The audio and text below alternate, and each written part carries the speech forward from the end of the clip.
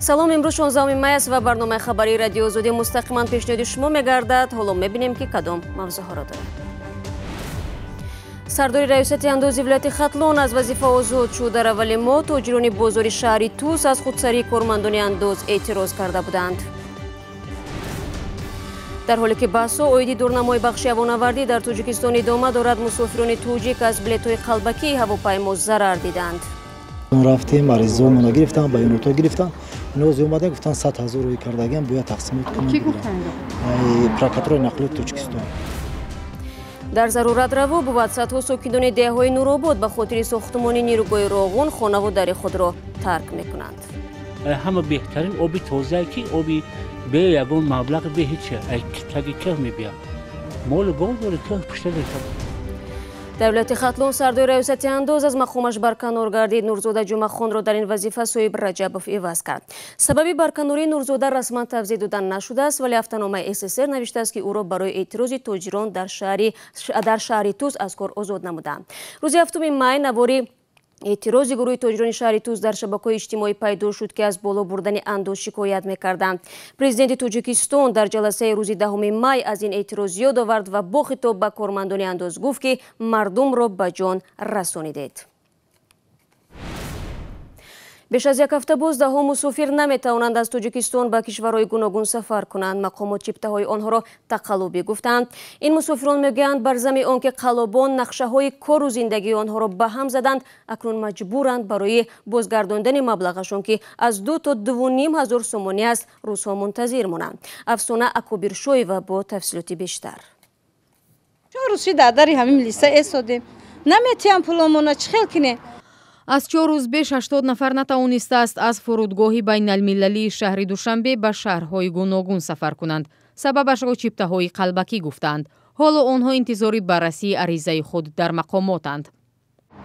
вақте мо билета харидем баъди ним соат аз система снимат кардан сума гирифтем. мо дар прокуратураи нақлиёти Тоҷикистон рафтем, аризомона гирифтан, баёното гирифтан. нози омаден гуфтан 100 000 кардаган бояд тақсимот кунанд. Ки гуфтанд? Прокуратураи нақлиёти Тоҷикистон. чиптаҳои худро ин мусофирон аз дӯкони воқеъ дар мавзеи маъмул бо бозори сабз гирифтанд. аксари дӯконҳои чиптафурӯшӣ дар ин ҷо қарор доранд.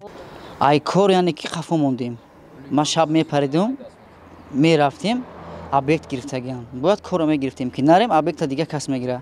инҷа пули банка пардохт аз куҷо мекунем? дар вазорати умури дохилаи Тоҷикистон ба радиои Озодӣ гуфтанд 2 нафар вобаста ба ин ҳодиса боздошт шудааст ва тафтиш идома дорад. мусофирони аз роҳ монда умедворанд пули чиптаи онҳо бармегардад. гишнав ташна рамазон да пушти дар автоби хароб бовар кун як ҳоли зора нигоҳ кунан халқ камбағала дастгирӣ кунан. илтимосӣ мекунем, илтимосӣ. гузориши Афсона Акобиршоева буд. ба ҳар сурат маълум аст ки дер ё зуд маблағи ин мусофирони зарардида баргардонида мешавад. аммо мушкиле ки ҳалли дароз муддат металабад баланд будани нархи маводи сӯхт ва монополияи бозори ҳавонавардии Тоҷикистон аст. зоҳиран чунин вазъият феълан ба фоидаи ширкатҳои кишварҳои ҳамсоя тамом мешавад, зеро теъдоди ҳарчи бештари мусофирони тоҷик тариқи хатсайрҳои онҳо худро ба хориҷа мерасонанд. гузориши телевизиони настоящее времяро Муъмин Аҳмадӣ тақдим мекунад. нархи билети Душанбе Москав ҳоло тақрибан $250 аст, аммо аз ӯши Қирғизистон то пойтахти Русия метавон бар ивази $135 парвоз кард. ҳамин фарқият дар нархҳо боис шудааст ки аксаран муҳоҷирони тоҷик ба хотири сарфи маблағ тариқи Қирғизистон худро бар Русия мерасонанд. баъзеи дигар аз хатсайрҳои ширкатҳои русӣ дар Душанбе истифода мекунанд ки чиптаҳояшон тақрибан 10% арзонтар аст. нархи нисбат ба дигар давлатҳо албатта дар давлати мо нисбат ба дигар давлатҳо қиматтар аст, албатта гарон аст инҷо.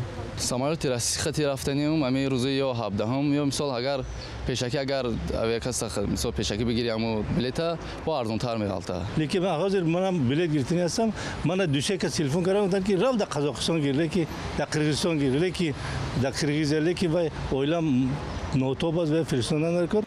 раҳбари Somon Air гаронии билетҳои ширкатҳои ҳавоии Тоҷикистон нисбат ба кишварҳои дигарро ба маводи сӯхт рабт медиҳад. Томас Халам зимни мулоқот бо мудирони кулли ширкатҳои ҳавопаймоии Осиёи марказӣ гуфт, ҳар тонна маводи сӯхт $1456 нарх дорад. با گفته او گرانی ارزش سوزشواری به بالاروی نرخ در بازار جهانی و عکس چیزی است که در خود جمهوری به مواد سوخت ضم می شود. سامانیر تنها به شرافت پاریتت روی آب مانده است، زیرا شرکت‌های دیگر حق پرواز بیشتر را به دوشنبه نظر به شرکت تاجیکی ندارند. با وقتی پرواز از تاجیکستان ما باید در همین جا پره مواد سوخت را بخریم. شرکت‌هایی که از دیگر جا می‌آیند با خود سوزشواری را می‌آورند، برای همین هم ارزان‌تر است. بر علاوه هواپیماهای شرکت‌های دیگر گنجایش بیشتر دارند. اما کارشناسان با این نظر رهبر شرکت راضی نیستند. برای مثال در قرقیزستان نرخ سوزشواری هواپیما یا خود اویاکروسین نسبت به تاجیکستان همگی $230 کمتر است. این فرقیت از روی حساب‌های هوانوردی چندان زیاد نیست، اما نرخ بلیط‌ها به مراتب بلندتر می‌باشد. پس سبب گران بودن نرخ‌ها در چیست؟ شرکت سوزشواری و تامین مواد سوخت تاجیکستان و یا خود تزک به خاطر گرفتن درآمد نرخ را بالا میبرد. این شرکت مونوپولیست کشور شرکت‌های داخلی هوانوردی را عهده‌دار کرده است که مواد سوخت را تنها از آنها دسترس کنند. برای راه اندازی این طلبات حتی قبول یگان قانون هم ضرور نشد. همه چیزی وابسته به بخش هوانوردی، سوزشواری، شرکت‌های هواپیمایی، نگهداری و حتی غذای مسافران هواپیما در دست پیوندان پرزیدنت امام علی رحمان است. به خاطر بلند برداشتن رقابت پذیری در مسئله پایین بردن نرخ سوزشواری، حتی برای خودیان صاحبان تزک و سامان ایر با هم زبان نمی‌یابند. معلوم است که هر چیزی علاقمند با نقلیات هوایی وابسته به عنصرهایی است که به مناسبت خویش و تبار دخل دارد. نرخ بلند سوزشواری هواپیما علیه عملاً به مفلس شدن تاجیکیر شرکت دولتی تاجیکستان سبب شده است. فعلا هر دو شرکت تاجیکی از تزک تقریباً $20 میلیون قرض دارند. بدون از بین بردن مونوپولیست مطلق در بازار سوزشواری اویاسیونی نمیتوان رشد بخش هوانوردی تاجیکستان را حتی در سطح کشورهای همسایه انتظار بود. با این همه اکثر کارشناسان بر این نظرند که این بازیگران با نفوذ خواه و ناخواه مجبور میشوند به سازش برسند، زیرا سرنوشت بازار هوانوردی یک کشور حل می شود. بینندگان عزیز، رقم مخصوص ما در وایبر و واتساپ همانا در خدمت شماست. اگر میخواهید خبر و عکس و نوار شما در برنامه خبری رادیو آزادی نشر شود، پس با ما تماس بگیرید. شماره تلفن ما +420 724 056 681 است. باری دیگر یادآور میشوم که این رقم تنها برای قبول نوار و عکس و خبر هاست، نه صحبت. تنها در حالتی که ما از شما مواد دریافت کردیم برای پیدا نمودن تفصیلات با شما تماس میگیریم. در نورآباد مرحله دوم کش دادن مردم به منطقه‌های دیگر شروع شده است. در مجموع ساکنان بیش از 40 دهه که در موضع زیر آب شونده راغون قرار دارد باید تا 20 سال آینده خانه‌های خود را خالی کنند. اکثریت طرح راغون را برای کشور مهم و حیاتی می‌دانند و می‌گویند موضوع رفتن آنها دیگر جای بحث ندارد. تنها خواهششان این است که شرایطشان در مکان نو پورا مهیا باشد. شادمان یتیم و زرانگیز نوروزشاه در این باره گزارش می‌دهند. اکثر خانه‌ها در این دهه تا چند پیش آباد و پرآدم حالا خالی و ویرانه به نظر می‌رسد. ساکنان دهه چنار در قطار اهالی 6 دهه دیگر ناحیه نورآباد که در منطقه زیر آب شونده راغون قرار دارند، از زمین بابای خود کوچ بستند. حالا همگی 16 عائله در این دهه باقی مانده است. اینجا می‌خوای برای کار خود که شهر بومنه کرده بود نی؟ اونجا نزدیک‌تره. مهراج‌الدین با امید زندگی خوب از دهه باباگی خود ناحیه نورآباد به ترسانزاده برای کوچ بستن آمادگی می‌بیند. با آنها در آنجا زمین و برای ساختمان آن یک مقدار مبلغ دادند. میکنه میریم که جان بچه‌اند بر وقت برای زندگی بو میشد. مهاجرت از زمین بابایی با ویژه برای بزرگسالان ده که در این موضع تولد شده تمام عمر خود را سپری کردند با آسانی دست نمی‌دهد. برای اینکه جای وطن خود وقتی جای تولد دید وطن خود دیگه خود. رحیم جان حق نظر را به فرق از اکثر همسایه‌هایش که چند سال باز در شهر ترسانزاده و دنغره زندگی دارند هنوز جای کوچ نبسته است. 4 نسل گذشته حق نظر را در این کوهستان به خاک سپرده شده‌اند و ترک این همه برای او سخت است. قشلاق خوجگی داریم، آب تازه داریم، همه بهترین آب تازه که آب به یگان مبلغ به هیچ تگی که میبیا. ساکنان این دهه میگویند با وجود دلبستگیشان به طبیعت ده به خاطر آینده روشن کشور و ساختمان نیروگاه باغ و زمین و خانه و در خود را ترک میکنند. برای انجام طرح نیروگاه راغون حدود 42,000 نفر یا بیش از 7,000 عائله باید از محل ساختمان و آبانبار آن به مناطق دیگر تاجیکستان کوچ داده شوند. مقامات میگویند ضمن کوچاندن مردم تمام شرایط آنها در جای نو به نظر گرفته شده است. سال 2014 پس از یک پژوهش خود دیدبانگاه حقوق بشر از نقض حقوق ساکنان در جریان معرکه کوچ دادن آنها از یک موضع به موضع دیگر انتقاد کرده بود. بنا به این گزارش تعداد بزرگ عائله ها در تامین کردن خود با منزل، غذا، آب و تحصیل به مشکل روبرو شدند. مقامات میگویند حالا وضع دیگر است و برعکس بعد کوچ دادن در منطقه های دیگر از جمله ناحیه دنغره و شهر ترسونزاده وضع زندگی مردم از نگاه اقتصادی و دسترسی به زمین بهتر شده است. شادمان یتیم، زرانگیز نوروزشاه، آزادی نورآباد.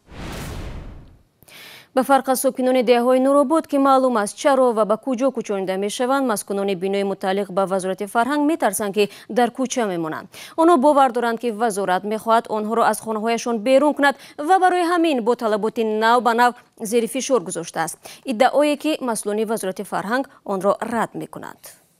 ما نرخنامه را معین کردیم، شما باید که اجاره پول سپارید. خورشیده اسماعیل و 35 سال در این منزل زندگی کرده است. این خوابگاه وزارت فرهنگ است و در زمینه یک بحث با این نهاد میترسد در کوچه میماند. در این بنا 500 سابقه‌دار فرهنگ با فرزندانشان زندگی میکنند و با وزارت سر موضوع پرداخت اجاره، انداز و خدمت رسانی‌های کمونالی با هم بحث دارند. خود خانه من 130 سوم و من میگم که همون من برای چیز کنم وقتی که من انداز رو پرداخت میکنم، من تمامی پرداخت‌های من کمونالی و غیره ما در علاوه‌دگی خودمون پرداخت میکنیم. برخی ساکنان بر این نظرند که با افزودن پول اجاره و پرداخت‌های دیگر وزارت فرهنگ می‌خواهد آنها را از منزل‌هایشان بیرون کند و در آن افراد دیگر را جای کند. ما این خسال سال کار کردیم، خسال سال مهنت کردیم، دو چشم دختن کتابی پلیگراف کور شده مونده، ما دیگه چی نمی‌بینم. چی ما این خسال سال در کجا کار کردیم؟ مهنت کردیم ما. راه گشتن میتونیم دیگه. ما 28 سال فقط در یک پلیگراف کامبینات کار کردم که بعد ما در یک خانه دارم. 27 سال من سابقه کاری دارم. ما دیگه کجا رفتم میتونم. ما 55 گشتم. مسئولین وزارت فرهنگ تاجیکستان گفتند آنها نیت بیرون کردن ساکنان را از بنا ندارند، فقط میخواهند استقامت ساکنان بینای وزارت را به نظام درآورند. فرشته‌ماه اسلامова که 20 سال در تیپوگرافیای مربوط به وزارت فرهنگ کار کرده بعد نوبت‌پایی‌های زیاد صاحب خانه شده است، میگوید منزلی که او زندگی دارد باید به فرزندانشان میراث ماند. گفتم وقتی که شما پنسیون برآمدین و از دنیا گذشتین باید خانه را از شما کشیده میگیرند و فرزندانتون نمیمونند. در وزارت فرهنگ ابراز داشتند که خصوصی گردانیدن منزل‌های بنا که انشاءات دولتی است بر اساس قانونگذاری ناممکن است.